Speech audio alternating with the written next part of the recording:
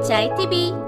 안녕하세요. 터치아이 대표 김승원입니다. 요즘 다들 어떻게 지내시고 계시나요? 제가 오늘은 제 3본점에서 아이들하고 수업도 하고 상담도 하고 선생님들이랑 같이 시간 보내다가 아이들도 보내고 선생님들도 퇴근하고 이렇게 혼자 남아서 영상을 촬영하고 있습니다. 아이들과 하다 보면 참 많은 일이 있어요.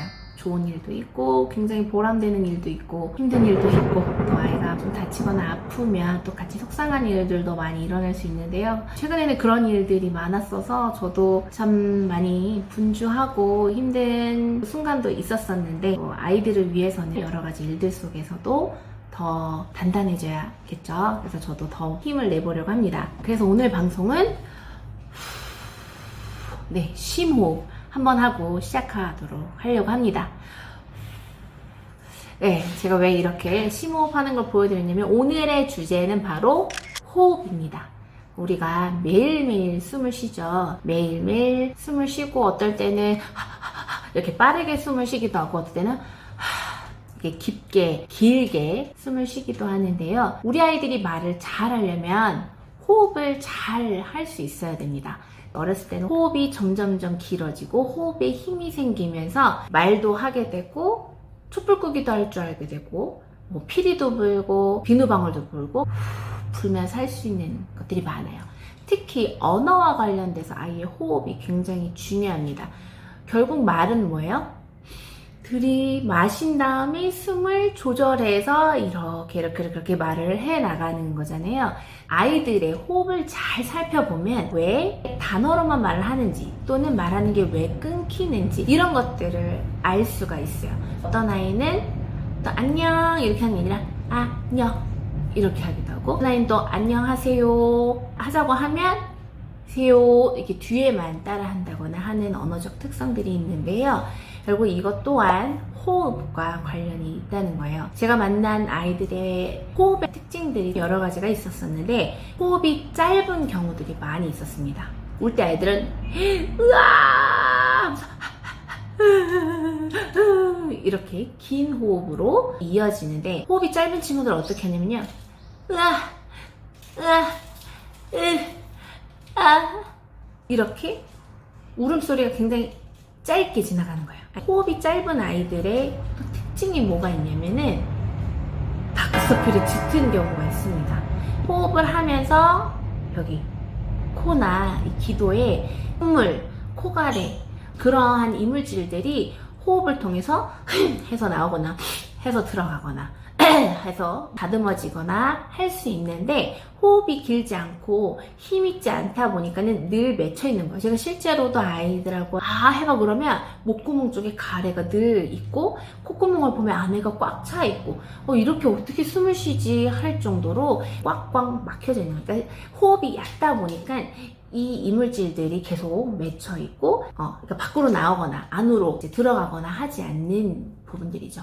호흡이 짧으면 어떻게 될까요? 의학적으로 다 말씀드릴 수는 없지만 호흡이 짧으면 뇌에도 산소 공급이 원활하지 않을 수 있겠죠. 그리고 호흡을 하면서 이루어지는 몸의 어떤 순환들이나 호르몬 체계들, 면역 시스템 이런 것들이 원활하게 건강하게 발달이 되지 않을 수 있어요. 언어와 관련돼서 호흡이 중요하다고 말씀드렸잖아요. 호흡이 짧으면 말을 할 때 문장으로 이어지지 않고 단어로만 말을 한다던가 아까 예를 든 것처럼 요 이렇게 부자연스러운 그런 조음상의 특징을 갖게 될 수도 있습니다. 그리고 제가 아이들의 호흡을 그동안 지켜봤을 때 또 어떤 부분들을 관찰할 수 있었냐면요.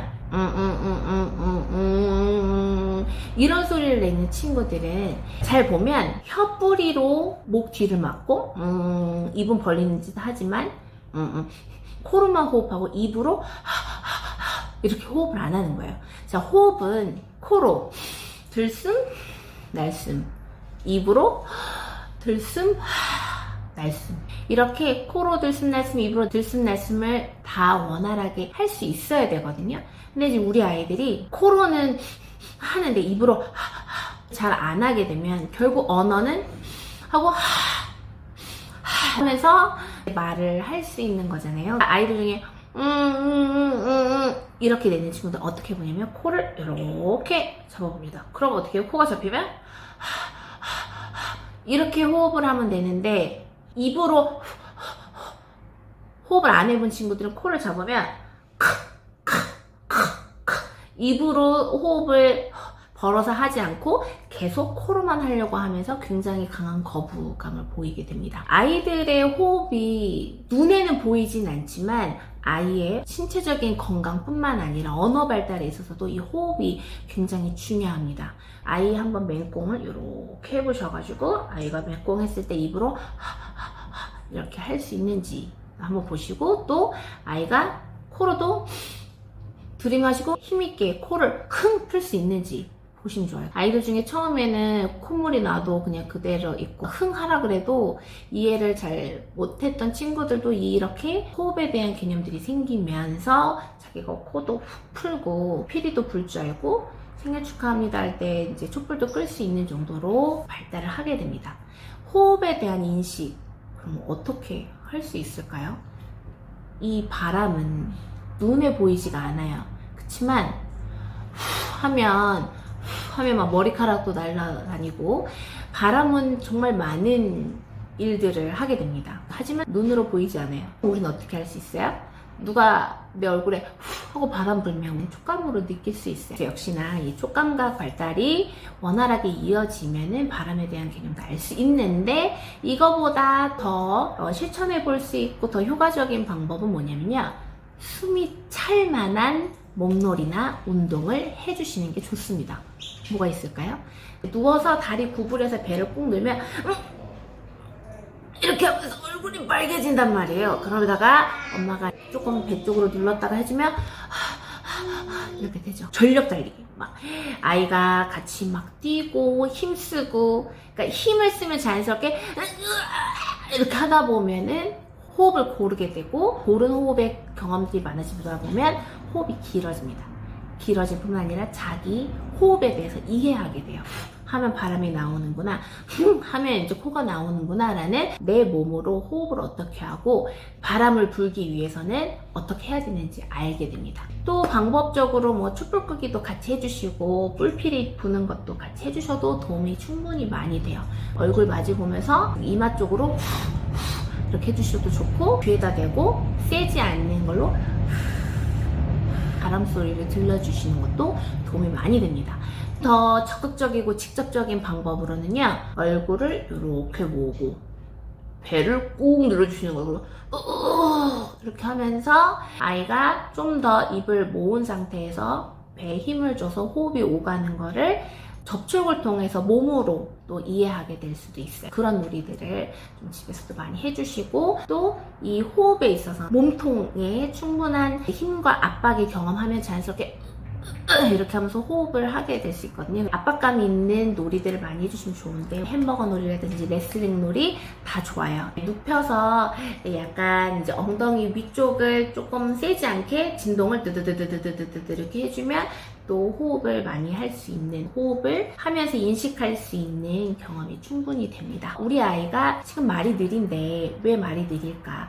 그리고 말을 하는데 단어로만 짧게 얘기하고 왜 문장으로 이어지지 않을까가 고민되시는 분들은 우리 아이의 호흡에 대해서 한번 생각을 해보세요. 우리 아이가 호흡을 늘 똑같은 짧은 호흡으로 이어지는지, 하루의 일상생활을 통해서 으앙 울면서 길게 호흡하기도 하고 막 몸을 많이 움직이면서 숨을 쳤다가 숨을 고르는 상황들이 충분히 있는지를 살펴보시고, 오늘부터 호흡이 길어질 수 있는 놀이들, 경험들을 풍성하게 해주시면 좋습니다. 우리 아이들이 호흡이 짧아서 짧은 말만 하게 되잖아요. 그러면 소리를 듣고 파악하는 소리의 길이도 짧아집니다. 상대방의 말을 들을 때 짧게 들어요. 이거를 쭉 들어야 되는 게 아니라 짧게 듣다 보니까는 상대방의 말을 전체적으로 듣고 이해하지 못하고 뒷말만 따라하거나 뒤쪽 말만 이해하게 되는 경우가 있어요. 아이들한테 물어봅니다. 엄마가 좋아? 아빠가 좋아? 그러면 짧게 가장 가깝게 집중하는 거, 뒤에 들리는 말, 아빠라고 얘기하고, 그럼 또 바꿔서 얘기합니다.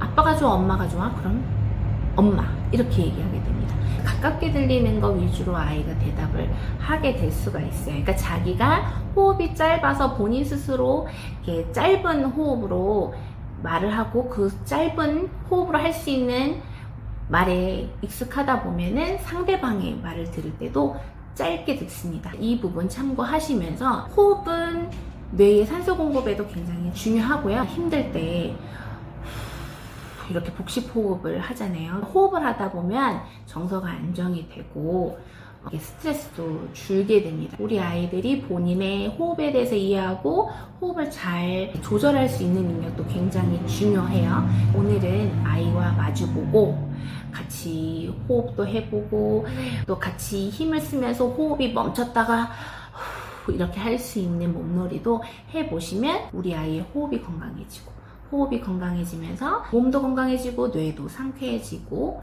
아이의 언어 발달도 촉진될 수가 있을 거예요. 아이들과 같이 서로의 숨기를 적극적으로 느끼는 하루 되시길 바라고요. 앞으로도 또 우리 아이의 언어 발달이 더 촉진되고 자폐 성향이 없어지고 치료되는 날까지 좋은 정보 들고 계속 찾아뵙도록 하겠습니다. 좋아요, 구독 잊지 마세요. 감사합니다.